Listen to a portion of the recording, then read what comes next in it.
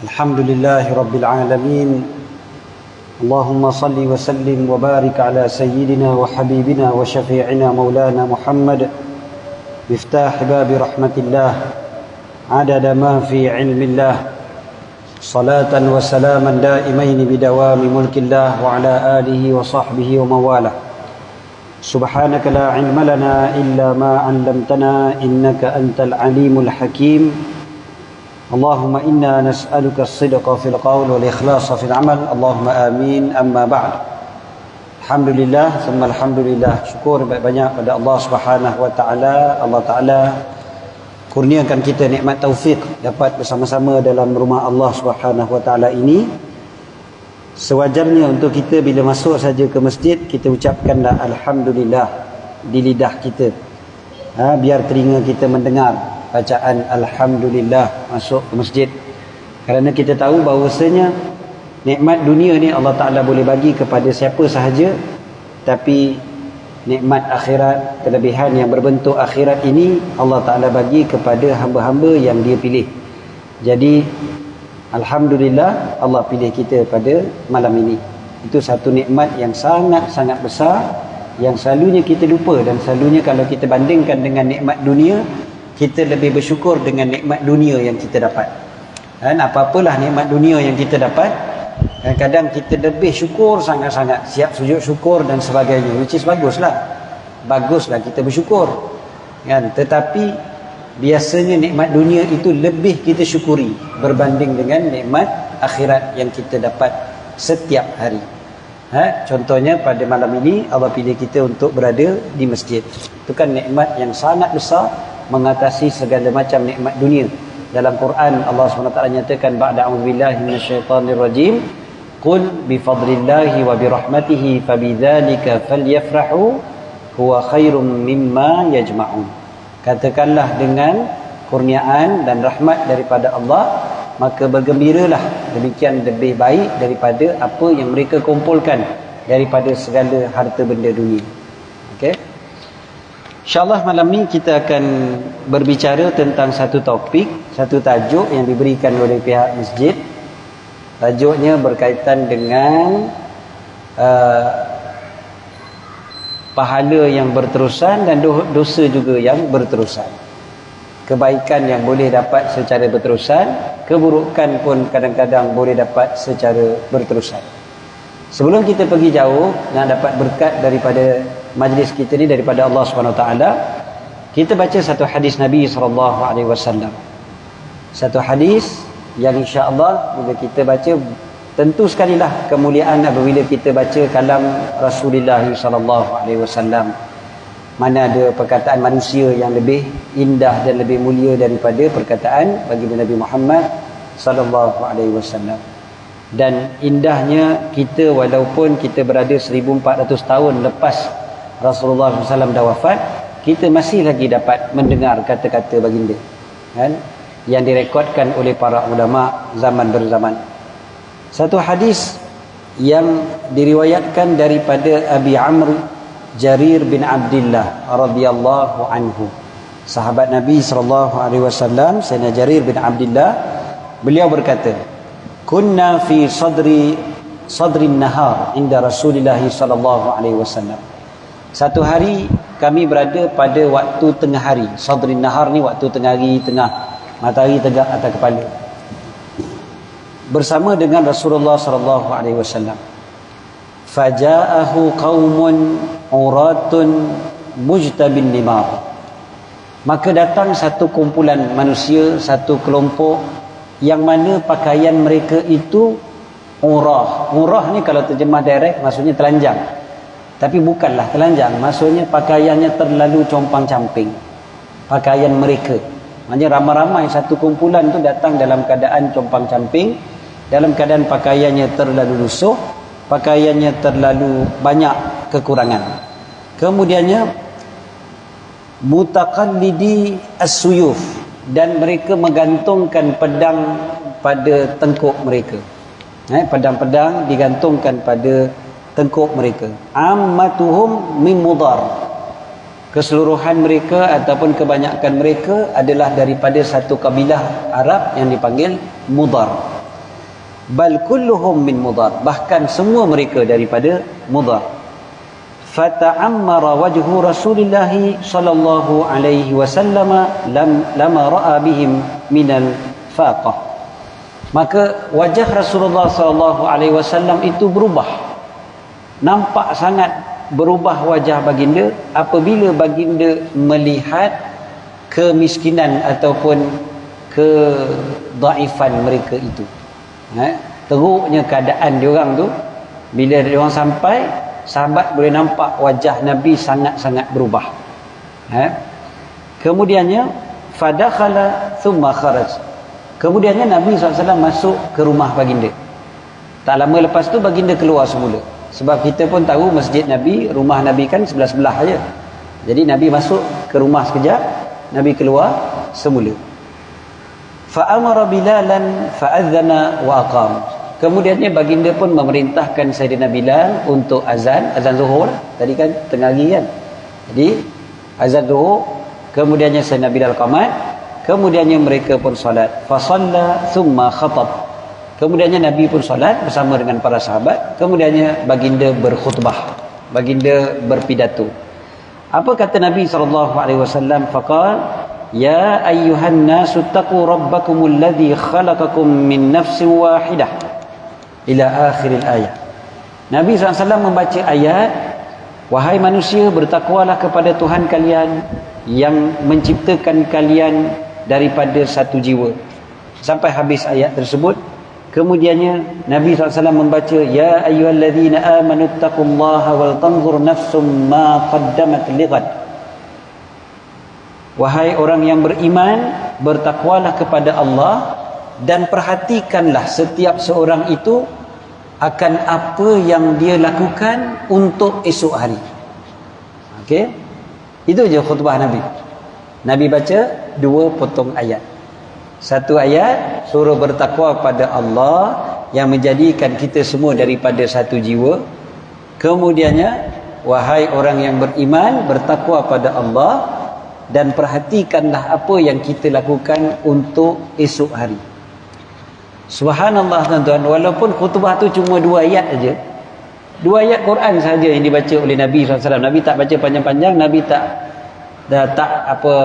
simpulkan ataupun ceramahkan dan syarahkan dan sebagainya. 2 ayat cukup, dah selesai.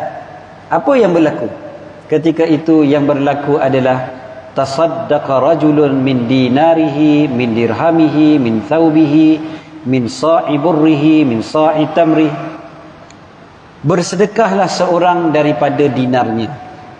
Ada seorang keluarkan duit dinar dia untuk bersedekah, seorang lagi keluarkan dirham dia, seorang lagi keluarkan pakaiannya, bagi pakaian dia, seorang lagi bagi bekas ataupun satu cupak daripada gandumnya, satu cupak daripada kurmanya. Sehinggalah Nabi SAW bila tengok macam tu, Nabi tambah pula, Nabi sebut walau bisyiqqi tamrah, walau dengan sepotong ataupun sebahagian daripada kurma. Tuan-tuan mungkin biasa dengar hadis, bersedekahlah walau dengan separuh daripada kurma. Kan biasa dengar hadis ni, insya-Allah. Hadis ni daripada cerita ni lah. Jadi bila orang duk sedekah tu, Nabi tolong motivate lagi. Nabi kata walau dengan setengah kurma. Lalu datang lagi seorang lelaki daripada Ansar dengan satu bekas barangan ataupun makanan yang mana sampai diletakkan, dia sampai macam tak larat nak angkat. Bahkan memang dia tak larat nak angkat.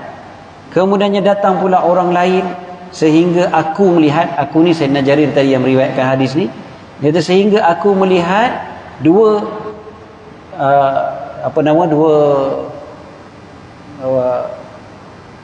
kita kata banyak sangat barang ataupun makanan dan juga pakaian, dengan begitu banyak, okey, timbunan, kita panggil 2 timbunan. So 2 timbunan makanan dan juga pakaian. Kemudiannya aku melihat hatta raaitu wajha Rasulullah sallallahu alaihi wasallam yatahallalu ka'annahu mudhhabah. Lalu aku melihat wajah Nabi sallallahu alaihi wasallam berseri-seri, sangat berseri-seri. Ni sedekah tadi tu untuk siapa ni? Untuk orang yang susah yang datang tadi tu lah. Yang satu kelompok yang datang tadi tu dalam keadaan miskin tadi tu kan. Jadi orang pun pakat bersedekah sampai wajah Nabi SAW yang tadinya sedih sangat tiba-tiba tukar wajah yang dalam keadaan sangat berseri-seri. Lalu Rasulullah SAW pun bersabda, "Man sanna fil islami sunnatan hasanatan falahu ajruha wa ajru man amila biha min ba'dihi min ghairi an yanqusa min ujurihim syai'a." Ataupun syai'un, yanqus syai'un. Apa dia? Nabi kata siapa yang memulakan satu perbuatan yang baik dalam Islam, maka baginya pahala dan pahala orang yang ikutnya selepas daripadanya tanpa dikurangkan daripada pahala orang yang melakukan itu sedikit pun.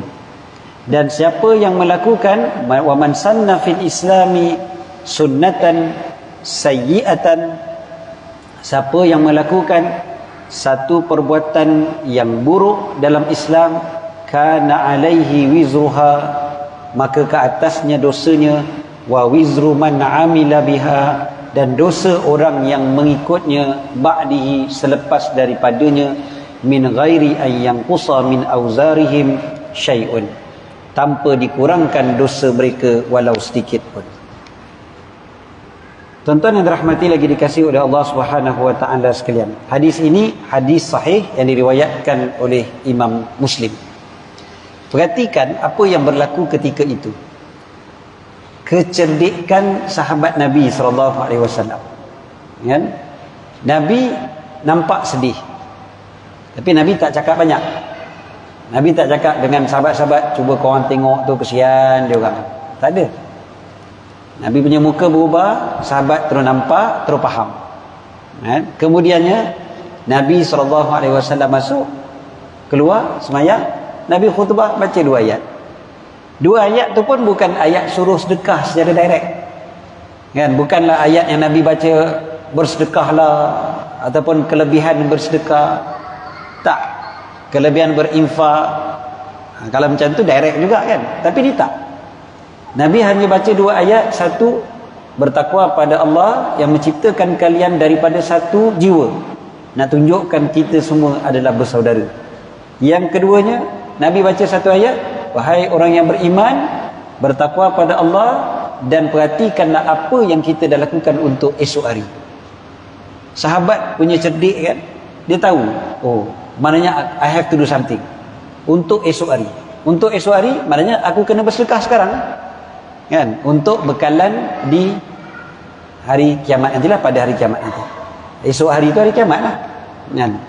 Jadi maknanya, oh untuk hari kiamat apa aku dah buat. Nabi sebut macam tu je, mereka faham. Maka datang seorang, keluarkan duit dinar dia, terus letak. Nabi tak suruh, tapi dia sendiri yang keluarkan. Bila dia keluarkan, orang lain pun pakai ikut kan? Seorang keluarkan yang ini pula keluarkan, seorang demi seorang keluarkan macam-macam. Apa yang mereka mampu. Ada yang bagi sikit, ada yang bagi banyak, ikut kemampuan masing-masing. Dan Nabi SAW bergembira, Nabi SAW seronok, tapi hujung tu Nabi bagi dia punya pengajaran paling besar. Nabi kata, siapa yang mulakan satu perbuatan yang baik, maka baginya pahalanya dan pahala orang yang ikutnya, tanpa dikurangkan pahala orang yang ikut tersebut. Maknanya tadi, orang yang paling untung sekali di kalangan para sahabat tadi tu adalah orang yang mula sekali keluarkan duit tadi. Kan? Dia keluarkan duit tadi mula sekali dan orang lain semua ikut. Maka dia dapat pahala semua orang yang ikut tadi. Sebab dia yang start. Ini kita kata kecerdikan, kebijaksanaan. Dalam masa yang sama, Nabi juga terus memberi peringatan. Sebaliknya, siapa yang buat satu dosa, maka dia juga dapat habuannya. Kan? Dosa-dosa yang dia buat itu dosa orang yang ikutnya selepas daripada dia, tanpa dikurangkan juga dosa orang-orang tersebut. Tuan-tuan yang dirahmati lagi dikasihi oleh Allah SWT sekalian, konsep ini sebenarnya konsep yang kita semua tahu. Semua kita tahu konsep ni, tapi kadang-kadang kita perlu diingatkan lagi dan lagi. Sebab kadang-kadang, ialah kita kata ceramah ni tuan-tuan, tazkirah ni dia bagi peringatan. Kita bukan majlis taklim yang kita belajar benda baru. Kan? Kalau benda baru majlis taklim ni memang kadang-kadang kita baru nak tahu, oh okey macam ni rupanya. Tapi banyak yang kita sebutkan tadi, konsep itu rata-rata kita memang dah tahu, iaitu pahala ni kita boleh dapat secara berterusan, dosa pun boleh berterusan. Apa yang dipanggil sebagai jariyah, yang terus mengalir. Yang terus mengalir. Jadi ada yang berterusan, dosa dapat berterusan, pahala dapat berterusan. Kedua-duanya. Allah Ta'ala tu maha adil. Okey. Lain kalau kita belajar benda baru, ialah kadang-kadang memang kita belajar benda baru ni ialah mungkin mulut kita tenganga lah, baru tahu, ataupun pening kepala. Saya mengajar di Masjid Ridwan bawah tu tuan-tuan, tiap-tiap minggu, tiap-tiap Rabu pagi. Kuliah sekarang ni tengah masuk bab faraid. Daripada kitab bersuci, masuk kitab solat, masuklah bab puasa, zakat, haji, habis semua dah. Masuk bab munakahat, nikah, kahwin, talak, rujuk, semualah kan. Sampailah bab hadanah dan sebagainya. Kemudiannya masuk bab wasiat. Lepas masuk bab wasiat, waktu bab wasiat paling penuh sekali masjid. Paling ramai sekali. Cerita bab harta ni tuan-tuan, ya Allah. Habis kuliah tuan-tuan, beratur orang tanya soalan, macam kaunter pertanyaan tuan-tuan, macam kaunter tiket bas balik kampung lah. Sedia menunggu tuan-tuan, lama kan. Habis kuliah 10.30, 10.40, 10.45. Biasanya saya cuma boleh gerak dari masjid 11.30, 11.40. Tuan bayangkan. Bab wasiat. Bab wasiat ni memang dahsyat. Jadi habis bab wasiat, masuk bab faraid kan. Bila masuk bab faraid, mula-mula ramai lagi, tapi makin lama makin kurang. Sebab apa? Dia makin pening. Ya, memang pening pun tuan-tuan kan. Makin belajar makin pening pun ada juga kan. Lain kali tak apalah, kami datang tu sekadar nak dapat berkat je lah kan. Pening pun tak apalah kan. Tapi tuan-tuan, itu kita kata majlis ilmu, kita belajar berkitab kan. Dan memang penting benda tu, memang kita kena belajar. Tapi ada perkara-perkara yang kita dah tahu, bukan tak tahu. Dalam Islam ni ada benda-benda yang memang kita dah tahu. Macam tadi, para sahabat bukan tak tahu kelebihan bersedekah dan sebagainya, mereka tahu. Tapi mereka perlu diingatkan. Bayangkan, mereka tu adalah generasi terbaik sekali. Kuntum khaira ummatin ukhrijat linnas. Mereka adalah kelompok yang terbaik sekali yang dikeluarkan di kalangan umat manusia untuk umat manusia. Tetapi mereka juga perlu diingatkan oleh Nabi Muhammad SAW. Apatah lagi kita kan? Kadang-kadang benda kita dah tahu, tapi kita kena diingatkan lagi dan lagi, supaya kita lebih rajin mencari pahala yang berterusan dan mengelakkan diri kita daripada dosa yang berterusan. Tuan-tuan yang dirahmati lagi dikasihi oleh Allah SWT sekalian, saya bagi satu contoh tuan-tuan, satu contoh mudah. Seorang budak, saya jumpa dia lebih kurang, saya ingat mungkin dalam 10 tahun lepas lah. Mungkin sekarang pun dia dah jadi orang dewasa dah lah. Waktu tu mungkin umur dia dalam 13-14 tahun. Sekarang banyak mungkin 23-24 tahun dah lah. Saya jumpa di Al-Ustaz, di hospital Al-Ustaz. Lepas saya ceramah, turun dari pentas, dia datang jumpa saya. Dia kata, Ustaz, ni ada duit sikit untuk orang Syria. Dia bagi duit dalam envelope. Envelope tu saya rasa tebal juga kan. Jadi dia kata, duit dalam tu ada RM400 Ustaz. Saya tanya pada dia, Dik, RM400 banyak ni Dik. Adik nak bagi pada orang Syria RM400? Dan saya pun macam, hebat budak ni, sedekah RM400. Kita kalau ada RM400, waktu tingkatan 1, agak mesti barang nak beli macam-macam kan. Kalau RM400 tu dinilaikan 10 tahun lepas, tuan-tuan kiaskan sendiri dengan zaman tuan-tuan masing-masing lah kan. Jadi dia nak bagi pada orang Syria. Saya pun tanya, banyak ni Dik? Dia kata, tak Ustaz, tu bukan duit saya. Saya bila dengar dia kata bukan duit saya, lagilah saya risau kan. Habis ambil mana duit ni? Dia kata, dah ustaz, saya tahu kata ustaz nak mai ke Al-Ustaz ni, saya pun jumpa dengan Pak Nakan saya semua, Mak Nakan saya, jumpa Pak Long, jumpa Mak Nah, jumpalah semua kan. Seorang-seorang saya kutip duit untuk Syria. Dia jumpa Pak Long, dia, Pak Long main duit untuk Syria. dia pau seorang-seorang kan. Seorang-seorang dia jumpa ambil duit dapat RM400. Dapat RM400, dia masuk dalam envelope, dia bagi pada saya. Nak bawa ke Syria. Waktu tu baru berlaku peperangan di Syria tu. Jadi kita pun pergi ke sana bawa bantuan orang ramai. Jadi nak ceritanya adalah bila saya dengar budak ni buat macam tu, dan tak ada satu sen pun duit dia tau. Dia pun tak ada duit. Dia tak ada duit. Dia kerja dia collect je. Dia collect banyak-banyak, dia bagi. Saya kata ni budak paling cerdik sekali. Kan? Dia paling cerdik sekali kumpul pahala. Dia tak ada duit, tapi dia ada inisiatif. Kan? Dia cari seorang-seorang. Berapa banyak pahala dia dapat pada hari itu? Bukan pahala kita tak boleh kira. Berapa banyak pahala, berapa banyak duit yang dikira dia bersedekah. Dia kira dia bersedekah sebanyak RM400. Kan? Walaupun satu sen pun tak keluar dari poket dia. Dikira dia bersedekah sebanyak RM400 pada hari tersebut. Tak kurang sikit pun memang dia dapat pahala RM400. Macam RM400 tu kali lah kan, kita tahu pahala sedekah kan diganda-gandakan. Diganda-gandakan lah. Tapi maknanya seolah-olah dia bersedekah pada hari tersebut sebanyak RM400. Sebab dia yang memulakan. Jadi dia mula macam mana? Dia mula dengan dia initiate projek tu. Ini kebaikan, kehebatan dan kepandaian seseorang. Patutlah dalam hadis Nabi SAW bagi tahu, al-kayyisu man dana nafsahu wa amila lima ba'dal maut. Nabi kata orang yang cerdik adalah orang yang menundukkan nafsunya, dirinya, dan beramal untuk selepas mati. Nabi guna perkataan orang yang cerdik, al-kayyis. Nabi tak guna perkataan as-salihu, al-taqiyyu dan sebagainya. Nabi tak guna perkataan-perkataan. Nabi guna al-kayyisu.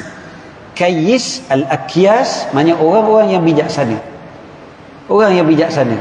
Rupanya memang kita ni nak beramal untuk selepas mati juga memerlukan kepada kebijaksanaan, dan hanya orang yang bijaksana akan beramal untuk selepas mati.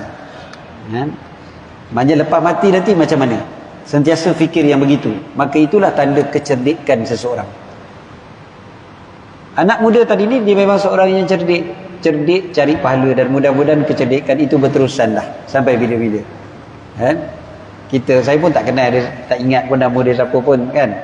Jadi senang ceritanya, ini antara contoh. Walaupun saya sebutkan tadi kebanyakan kita dah tahu konsep ni. Saya pernah mengajar di satu masjid, saya ingat mungkin 12-13 tahun lepas. Kebetulan dalam kitab tu sebut hadis ni. Dan selepas saya berkuliah, ada seorang pakcik ni datang jumpa saya, menangis. Lepas main syak, dia datang menangis. Dia kata, "Ustaz, apa yang Ustaz cakap tadi saya tak pernah tahu." Dia kata, tak pernah tahu macam mana? Saya tak tahu kata dosa pun orang lain buat kita boleh dapat. Orang lain buat kita boleh dapat juga dosa tersebut. Saya kata tak apalah pakcik, insya-Allah pakcik dah terangkan pada orang kan, jangan ikut, insya-Allah Allah Taala ampunkan. Dia jawab, dia kata, "Tak Ustaz, saya nak cakap terus terang," kata. "Saya ni dulu yang berhormat," dia cakap. Rupanya dia YB pencen. Bekas YB lah. So dia bukan dekat Selangor, dia negeri lain. Tapi dia dah pindah ke Selangor, duduk sini, jadi dia datang ke masjid, macam itulah. Jadi dia kata, "Saya tak pernah tahu," kata, "benda ni." Jadi saya sekarang ni saya dalam keadaan sangat sedih sebab saya ingat balik apa yang saya buat ketika saya jadi YB dulu. Saya ada menyokong, kata. Saya ada tolong sokong surat-surat permohonan untuk buka kelab malam, premis judi dan sebagainya. Premis judi. Jadi dia kata, saya fikir tak apalah, saya tak berjudi, kata. Saya bukan kerja saya, memang saya tak berjudi, saya tak pernah berjudi semua hidup, alhamdulillah. Tapi saya sokonglah, saya sign lah kata benda tu. Kan? Surat sokongan, saya bagi sokongan. Jadi maknanya ustaz, sekarang ni maknanya di akhirat nanti saya dikira sebagai dapat juga dosa orang judi. Dia tanya pada saya macam tu. Dia kata, wallahi ustaz, saya tak tahu benda ni. Saya tak tahu kata saya boleh dapat dosa dengan perbuatan orang lain. Saya tak buat, tapi orang lain buat. Dia bercakap tu dengan, memang dia menangis. Nangis tak isak-isak depan saya. Saya fikir satu je lah, menangis dia tu kerana takutkan Allah Ta'ala. Mudah-mudahan Allah ampunkan dosa. Sebab kita tahu salah satu daripada air mata yang memang takkan rugi adalah air mata kerana takutkan Allah. So air mata ni akan memadamkan api neraka. Jadi memang mudah-mudahanlah, mudah-mudahan Allah ampunkan. Lagi-lagi bila dibuat dalam keadaan tak tahu, dan kemudiannya bertaubat pada Allah, mudah-mudahan Allah ampunkan. Tapi nak ceritanya, ada juga orang yang memang tak tahu konsep ni. Dan walaupun kita kata konsep ni patutnya semua orang tahu, tapi ramai juga di kalangan kita rupa-rupanya tak tahu. Jadi akhirnya kita tak berebut untuk mencari pahala yang berpanjangan, dan kita tak kisah melakukan dosa yang berpanjangan. Bukan kita yang buat, orang lain buat. Kita tak kisah untuk buat pahala yang paling maksimum sekali, iaitu pahala yang lepas kita mati pun orang terus dapat, orang terus buat, kita terus dapat pahala. Tuan-tuan bayangkanlah bila ada orang yang menghina para sahabat, para ulama dan sebagainya. Kita bayangkan mudah je, dia orang punya pahala sampai sekarang tak berhenti. Contohnya Sayyidina Abu Bakar As-Siddiq radhiyallahu anhu. Beliau buat apa? Contohnya beliau membeli dan mewakafkan tapak Masjid Nabawi. Beliau beli itu dalam keadaan tak ada lagi Nabi minta. Asalnya kan tanah itu milik dua anak yatim, Sahal dan Suhail. Dua anak yatim miliki tanah tu, nak bagi pada Nabi, tapi Nabi tak mau ambil, sebab Nabi tak mau dikira ambil harta anak yatim. Nabi nak beli, Sayyidina Abu Bakar cepat-cepat keluarkan duit, beli tanah tu. Beli tanah tu dan wakafkan. Cuba tuan-tuan bayangkan berapa banyak pahala Sayyidina Abu Bakar sampai sekarang. Masjid Nabawi tu daripada 1445 tahun yang lalu, kan, saat hijrah, sampai hari ni orang semayang kat situ. Berapa banyak pahala dia? Boleh compare dengan kita. Itu baru pahala sebidang tanah tu. Belum lagi cerita yang lain, kan. Berapa banyak pahala dia yang berterusan sampai hari ni, tak berhenti.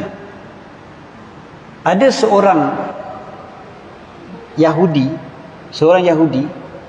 yang masuk syurga dalam keadaan tak pernah semayang. Macam best saya bunyi, kan. Dia bukan ikut ajaran sesat, tuan-tuan. Best betul ni, tak pernah semayang boleh masuk syurga. Tak. Kenapa dia tak pernah semayang? Bukan sebab dia malas semayang.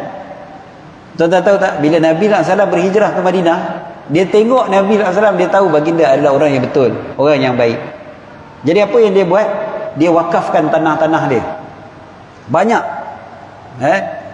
Bidang-bidang tanah beliau wakafkan pada Nabi SAW, pada umat Islam. Beliau ni orang kaya, jadi kat Madinah ni banyak tanah dia.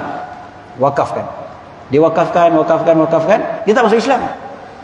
Dia wakafkan. Sampailah pada hari peperangan Uhud. Tuan-tuan tahu hari peperangan Uhud asalnya ada 1000 orang sahabat.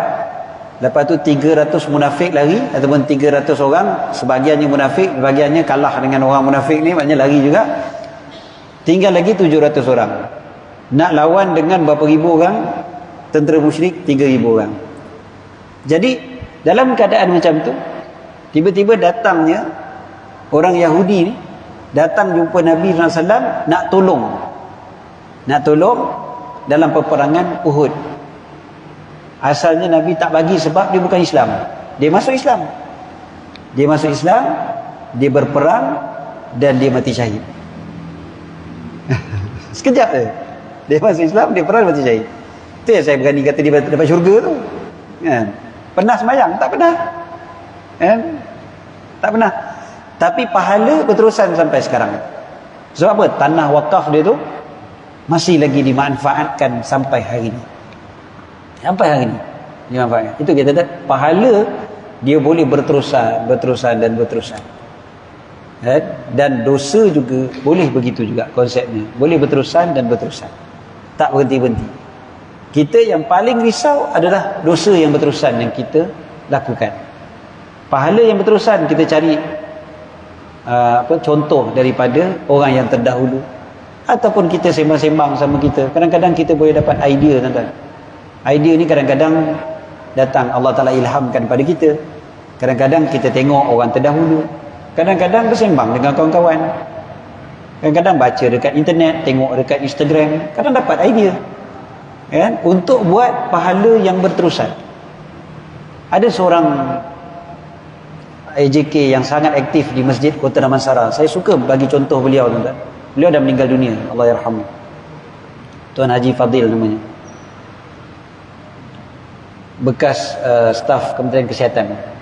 Beliau ni orang yang sangat aktif di Masjid Kota Damansara tu, Masjid Kuning ke? Masjid Kota Damansara tu.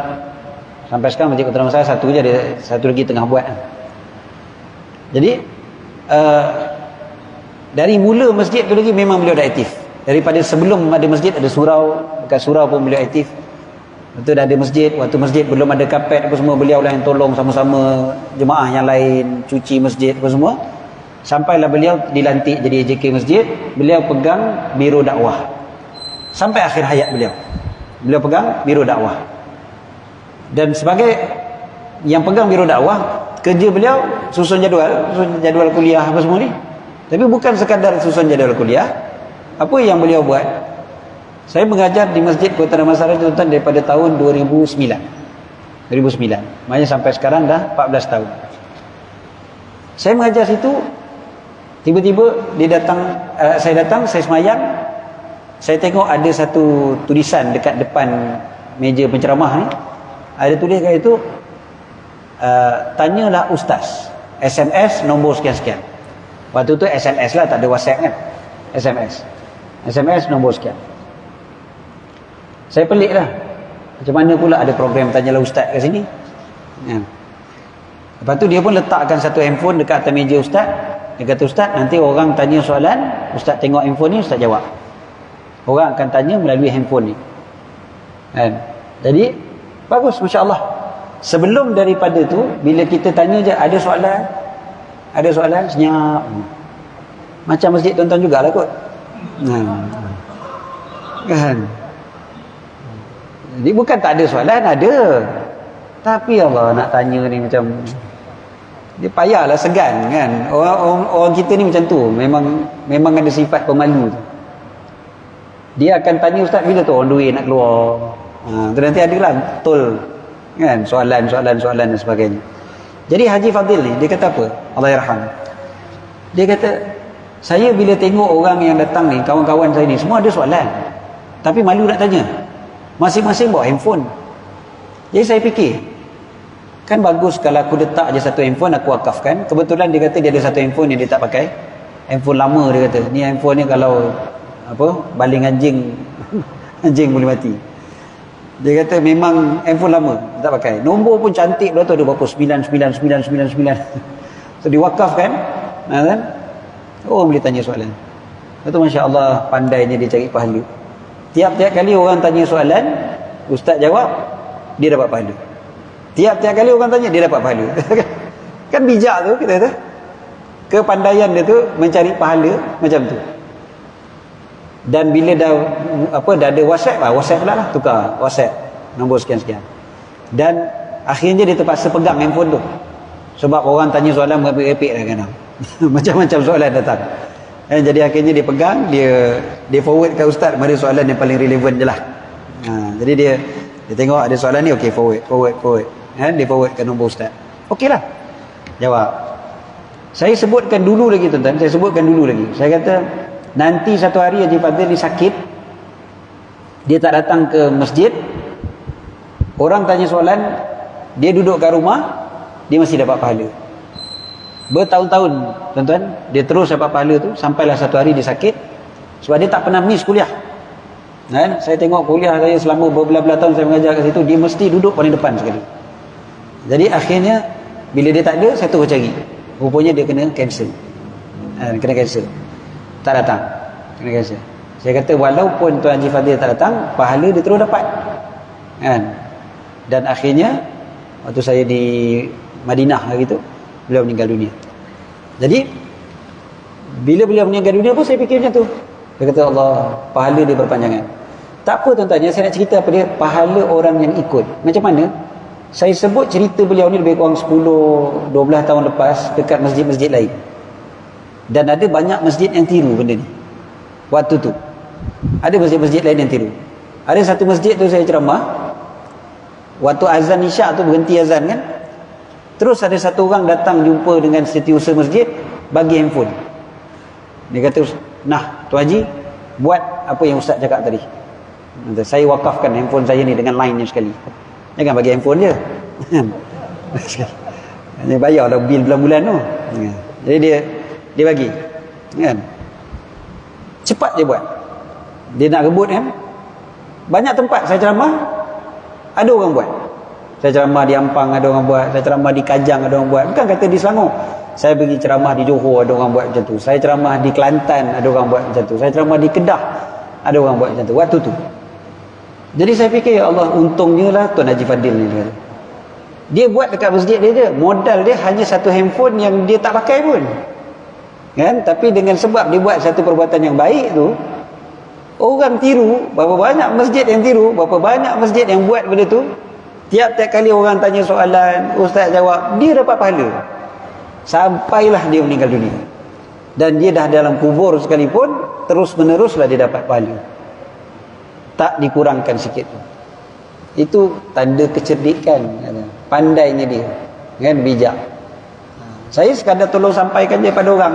Idea tu idea beliau, bukan idea saya. Jadi kita perlu banyakkan benda macam ni. Mana kita dah dapat idea macam ni, macam kita sebut tadi, ilham daripada Allah, mungkin sembang dengan kawan-kawan dan sebagainya. Nak dapat pahala, biar pahala yang berterusan, kerana umur kita pendek aja tuan-tuan. Kita berhenti sekejap untuk azan isyak. Kita sambung sikit sebelum kita solat insya-Allah. Allahu akbar.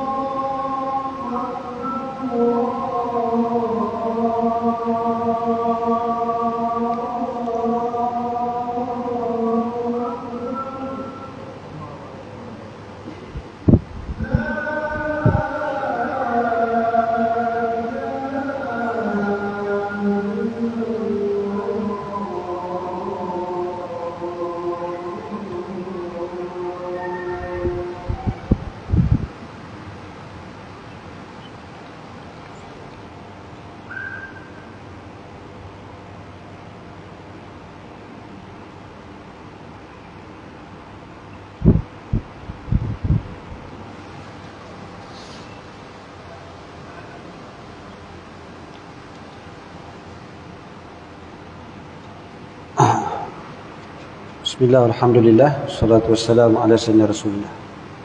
Sambung sikit ya tuan-tuan sebelum kita sembahyang insya-Allah. Antara yang kita boleh dapat tentu sekali lah dengan zuriat keturunan kita sendirilah. Kan? Itu antara yang paling mudah sekali lah untuk kita dapat pahala yang berterusan dan dosa yang berterusan. Ada orang boleh dapat dosa berterusan sebab anak dia tiru dia. Kan? Inilah yang ayah buat, inilah yang mak buat dan dia pun buat. Dah jadi kebiasaan kan, sejak kecil, maka dia pun buat. Dia punya dosa tak kurang. Dia bukan maknanya kita tanggung dosa dia, tidak. Kita tanggung dosa kita, dia tanggung dosa dia.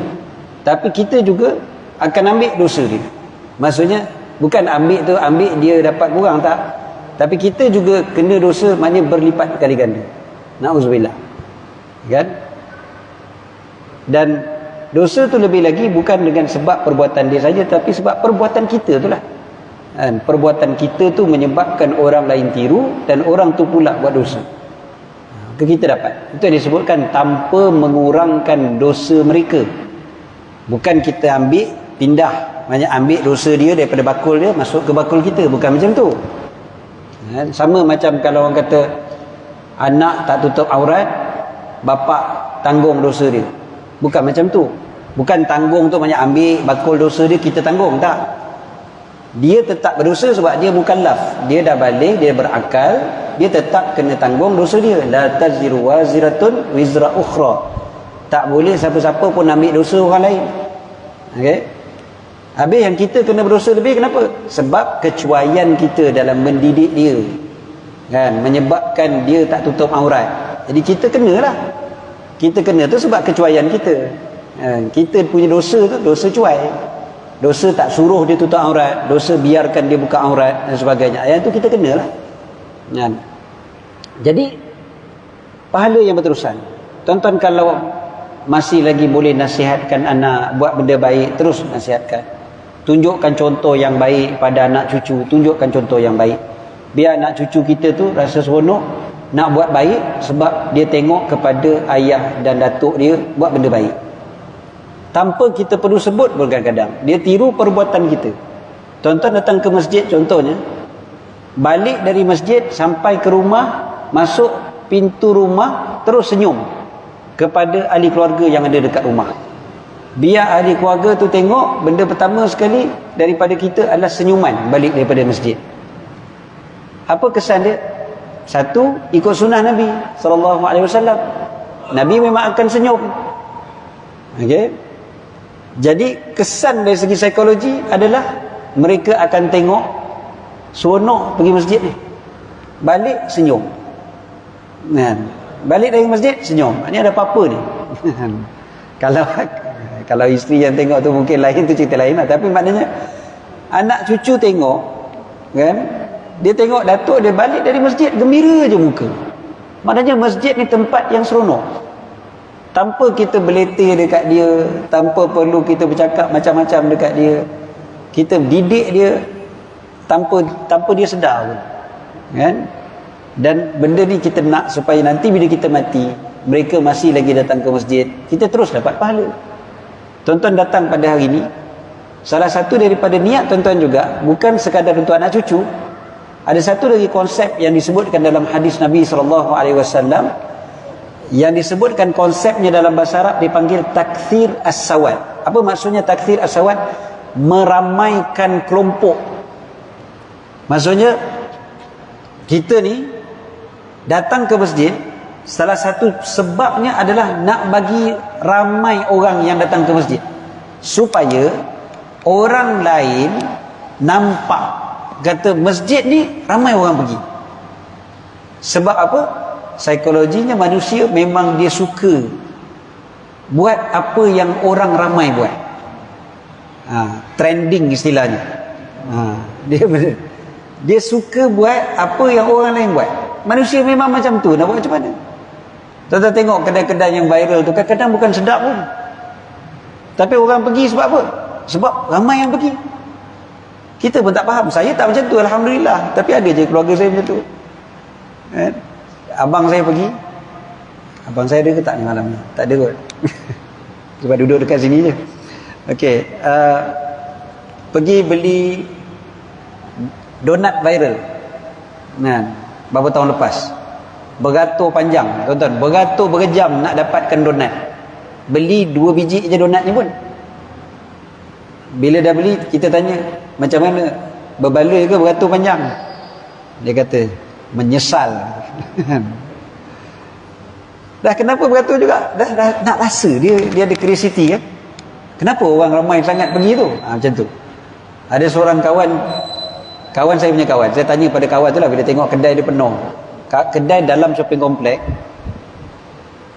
daripada dia buka sampai sekarang, orang beratur nak ke kedai makan dia. Jadi saya pun tanya, apa dia punya rahsia dia? Macam mana boleh orang masih beratur nak masuk kedai makan dia? Dia kata, mula-mula sekali kawan dia buka kedai makan, seminggu yang pertama tu dia ajak semua keluarga dia, sepupu-sepupu dia, kawan-kawan rapat dia, untuk makan dekat kedai tu free. Syarat mesti beratur. Itu je. Tapi free. Jadi beratur panjangan. Seminggu yang pertama dia bagi free je. Dia bagi kenduri 1 minggu. Kan? Lepas 1 minggu dia tak payah bagi free dah. Memang orang beratur. Sampai sekarang bertahun-tahun, sebab dia punya makanan pun sedap lah. Tapi dia nak startkan tu sebab dengan cara dia bagi nampak ramai. Kan? Sebab orang akan tertanya-tanya, kedai ni baru buka tapi orang dah beratur nak makan. Jadi orang pun akan nak pergi. Jadi last sekali terus je. Tapi dia kena jagalah kualiti dia. Kalau tak sedap, sekejap je lah kan. Tapi kualiti dia jaga terus sampai sekarang. Subhanallah. Dalam Islam ada konsep tu, dia panggil takthir as-sawad, meramaikan kelompok. Jadi salah satu niat tuan-tuan datang ke masjid, niat kita buat benda baik, niat kita ada banyak. Salah satunya adalah nak bagi ramai, supaya bila ramai, orang pun akan tertanya-tanya, ataupun orang pun akan rasa ketinggalan kalau tak pergi. Jadi dia pun pergi, dan dia tak ada rasa segan dan malu untuk pergi, sebab memang ramai orang pergi.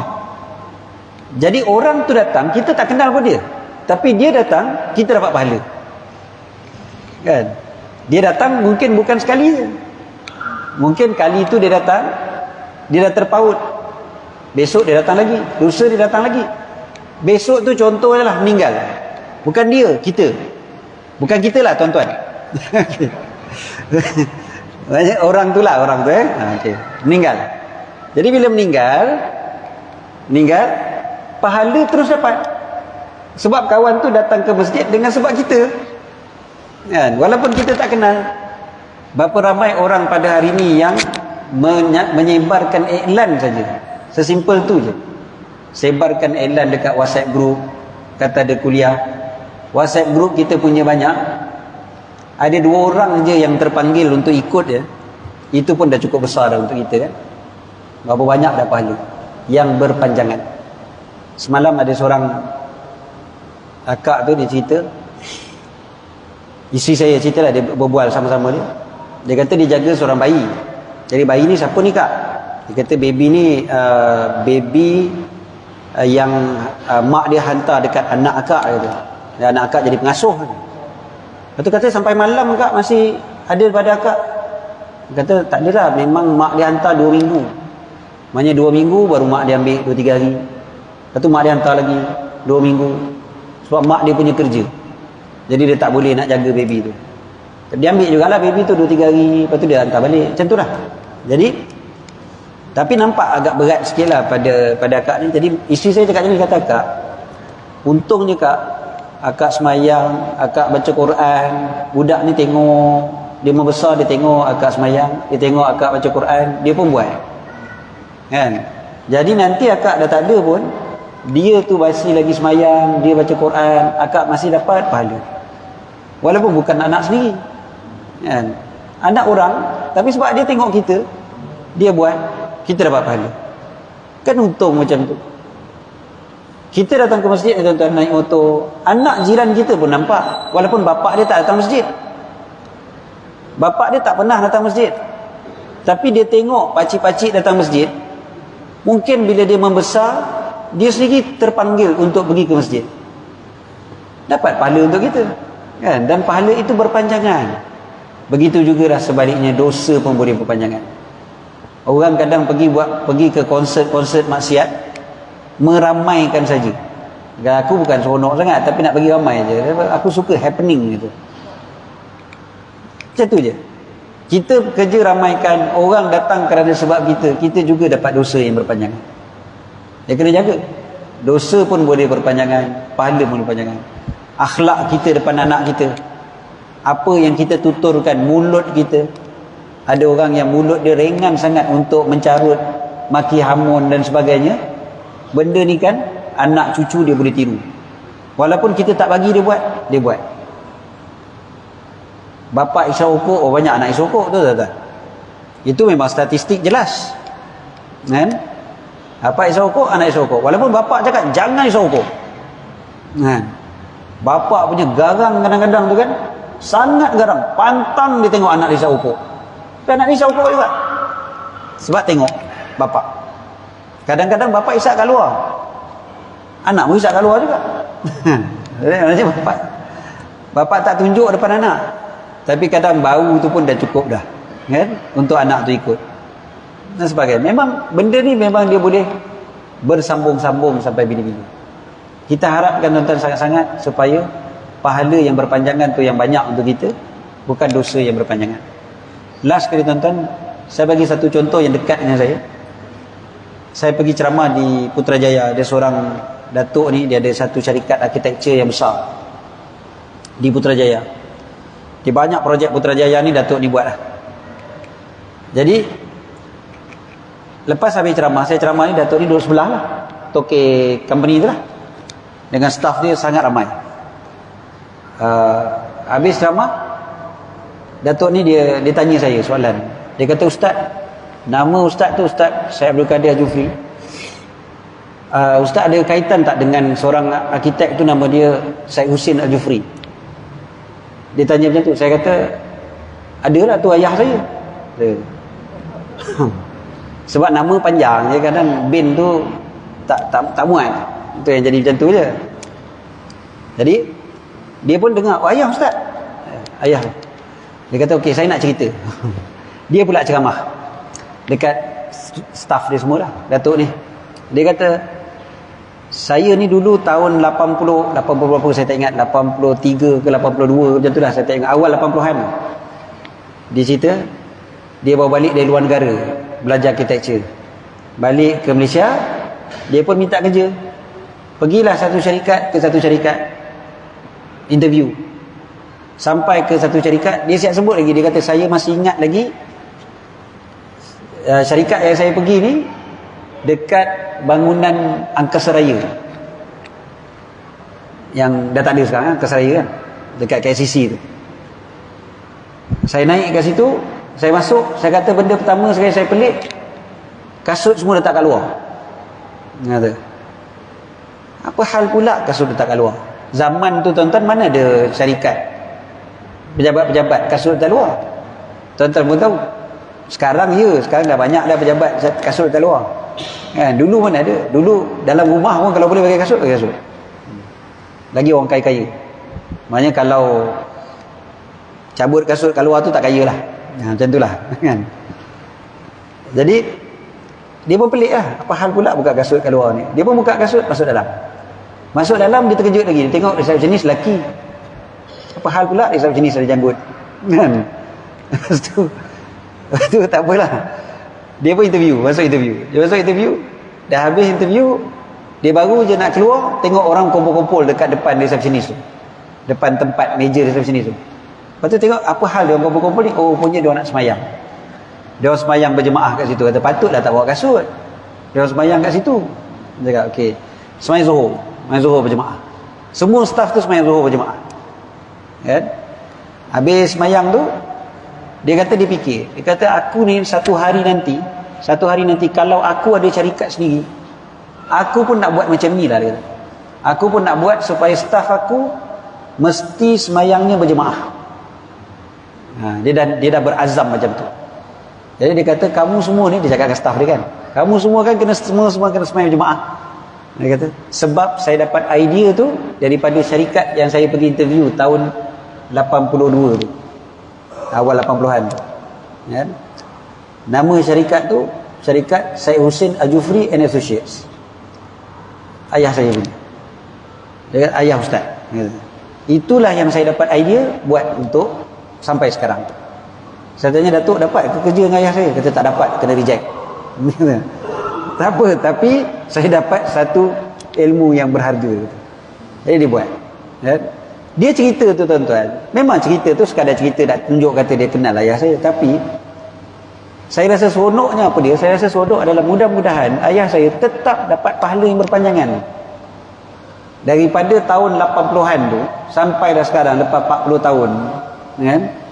Orang tu dekat mana syarikat yang dia pergi dan sebagainya, sampailah dia sendiri ada syarikat dan sebagainya, terus meneruslah mereka solat berjemaah. Mudah-mudahan beliau terus dapat pahala yang berpanjangan. Seronoklah kita sebagai anak ni, kita rasa seronoklah kan, untuk pahala untuk ayah berterusan sampai bila-bila. Itu yang kita kata, kita buat satu benda baik, biar sampai orang tiru kita buat benda baik, bukan riak Kita nak orang tiru kita buat baik tu bukan sebab kita baik, tak. Tapi sebab kita punya pahala tak cukup, umur kita pendek, kita nak pahala tu biar berpanjangan. Biar orang buat, orang terus buat, orang terus lagi buat, kita terus lagi dapat pahala sampai bila-bila. Tuan-tuan, itu yang kita perlukan sangat-sangat, tuan-tuan.